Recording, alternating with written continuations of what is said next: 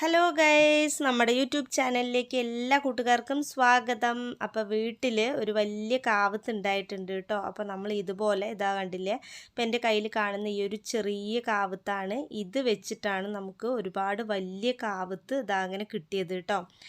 അപ്പോൾ ഒരുപാട് കെയറോ കാര്യങ്ങളോ ഒന്നും ആവശ്യമില്ല. നമ്മൾ വെള്ളം വീഴുന്ന സ്ഥലത്ത് ഈ ഒരു കയ്യിൽ കണ്ടില്ലേ ചെറിയ കാവത്ത്, അത് മാത്രമാണ് ഗ്രോ ബാഗിൽ വെച്ച് കൊടുത്തത്. എന്നിട്ടാണ് കേട്ടോ നമുക്ക് ഇത്രയും വലിയ കാവത്ത് ഉണ്ടായിരിക്കുന്നത്. ഇതിൽ ചെറിയ വള്ളികളൊക്കെ ഉണ്ടാവും, അതൊക്കെ ജസ്റ്റ് നമ്മൾ അടുത്തുള്ളൊരു ചെടിയിലേക്ക് പടർത്തി വിടുക, അല്ലെങ്കിൽ ഇതിപ്പോൾ നമ്മൾ തെങ്ങിൻ്റെ ചോട്ടിലാണ് വെച്ചിരിക്കുന്നത്. അപ്പോൾ നമുക്ക് കാവത്തിനെ കുറിച്ചൊന്ന് കൂടുതൽ അറിഞ്ഞാലോ ഗൈസ്. ഈ കാവത്തെന്ന് പറയുന്നത് കേരളത്തിൽ ധാരാളമായിട്ട് കൃഷി ചെയ്യുന്ന ഒരു കിഴങ്ങ് വർഗ്ഗമാണ്. ഇതിനെ കാച്ചിൽ എന്നും അറിയപ്പെടുന്നുണ്ട്. ഇത് കുത്തുകിഴങ്ങ് എന്നും ഇതിനെ പറയാറുണ്ട്. ഗ്രേറ്റർ യാം, ഏഷ്യാറ്റിക് യാം എന്നീ ഇംഗ്ലീഷ് നാമങ്ങളൊക്കെ ഇതിനുണ്ട്. സസ്യത്തിൻ്റെ ശാസ്ത്രീയ നാമം എന്ന് പറയുന്നത് ഡയോസ്കോറിയ അലാറ്റ ലിൻ എന്നാണ്.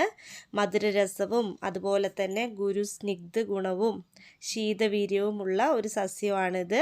ഇതിൻ്റെ കാണ്ഡം അഥവാ കിഴങ്ങാണ് ഔഷധമായി ഉപയോഗിക്കുന്നത്. ഇതൊരു വള്ളിച്ചെടിയായിട്ടാണ് വളരുന്നത്. അതേപോലെ തന്നെ തണ്ടുകൾക്കൊക്കെ ചതുരാകൃതിയാണുള്ളത്. ഇലകൾ വലിപ്പമുള്ളതും മിനുസമുള്ളതും ദീർഘവൃത്താകൃതിയിലുള്ളതും ഒക്കെയാണ്. തണ്ടുകളിൽ ഇലകളുണ്ടാകുന്ന മുട്ടുകളുണ്ടല്ലോ, ചെറിയ കിഴങ്ങുകൾ അവിടെ കാണാം. അതിന് നമ്മൾ മേക്കാച്ചിൽ എന്നാണ് പേര് പറയുന്നത്.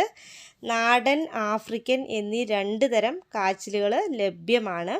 നൈജീരിയയിൽ നിന്നും കൊണ്ടുവന്ന ഇനമാണ് ആഫ്രിക്കൻ ഇനത്തിൽപ്പെട്ടവ. സാധാരണ നാടൻ ഇനങ്ങളെക്കാൾ വലിപ്പം വയ്ക്കുന്ന ഇനമാണിത്. തെങ്ങ്, വാഴ എന്നിവിടങ്ങളുടെ ഇടവേളയായും കാച്ചിൽ കൃഷി ചെയ്തു വരാറുണ്ട്.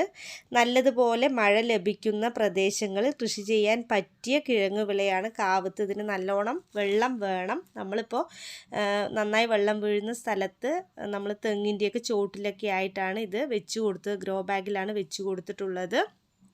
നടീൽ വസ്തു കിഴങ്ങ് തന്നെയാണ്. കിഴങ്ങ് ഏകദേശം 250 ഗ്രാം മുതൽ 300 ഗ്രാം വരെ ഭാരമുള്ള കഷ്ണങ്ങളാക്കി, അതുപോലെ തന്നെ പച്ച ചാണകത്തിലൊക്കെ മുക്കിയിട്ട് ഉണക്കിയെടുത്ത് അത് നമ്മൾ കൃഷിക്കായിട്ട് യൂസ് ചെയ്യാറുണ്ട്. കൃഷിക്കായി ഉദ്ദേശിക്കുന്ന സ്ഥലം നന്നായിട്ട് ഉഴുത് പാകപ്പെടുത്തി കുഴികൾ എടുത്തിട്ടൊക്കെ കാച്ചിൽ നടാം. നമ്മളിവിടെ ഗ്രോ ബാഗിലാണ് കേട്ടോ വെച്ച് കൊടുത്തിരിക്കുന്നത്. കാട്ടുകാച്ചിൽ ഇനങ്ങളിൽ നിന്നും സപ്പോളാജെനിസ് എന്നറിയപ്പെടുന്ന ഒരു രാസവസ്തു ഉൽപ്പാദിപ്പിക്കുന്നുണ്ട്. ഈ രാസവസ്തുവിൽ നിന്നാണ് വിലയേറിയ അലോപ്പതി ഔഷധമായ കോർട്ടിസോൺ, ടെസ്റ്റോസ്റ്റിറിൻ, പ്രോജസ്ട്രോൺ എന്നിവയൊക്കെ ഉൽപ്പാദിപ്പിക്കുന്നത്.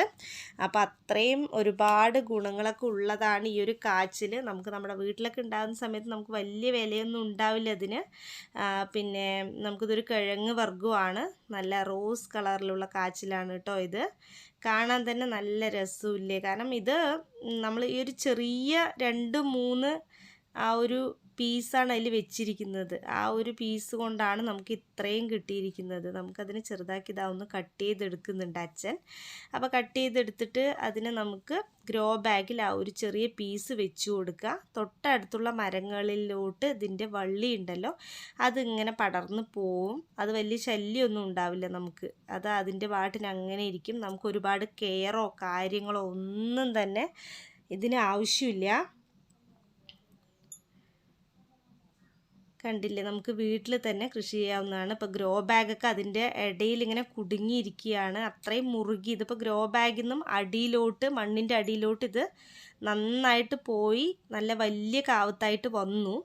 അപ്പോൾ നമുക്ക് ഇതിനെ ഗ്രോ ബാഗൊന്നും നമ്മൾ പറിച്ചിട്ട് പിന്നെ കിട്ടുന്നുണ്ടായിരുന്നില്ല. നമ്മൾ കത്തിയെടുത്ത് ആ ഗ്രോ ബാഗിനെയൊക്കെ കട്ട് ചെയ്ത് എടുക്കുമായിരുന്നു. അതിലെ വള്ളി, ഈ ഒരു വള്ളിയാണ് നമുക്ക്, ഇതിലൊരു ചെറിയ വള്ളി പോലെ കാണുന്നില്ലേ, ആ ഒരു മുള, ആ ഒരു മുളയുള്ള ഭാഗം നമ്മളൊന്ന് കട്ട് ചെയ്തിട്ട് വെച്ച് കൊടുത്തു കഴിഞ്ഞാൽ ആ മുളയാണ് അങ്ങനെ നീളത്തിൽ പോകുന്നത്.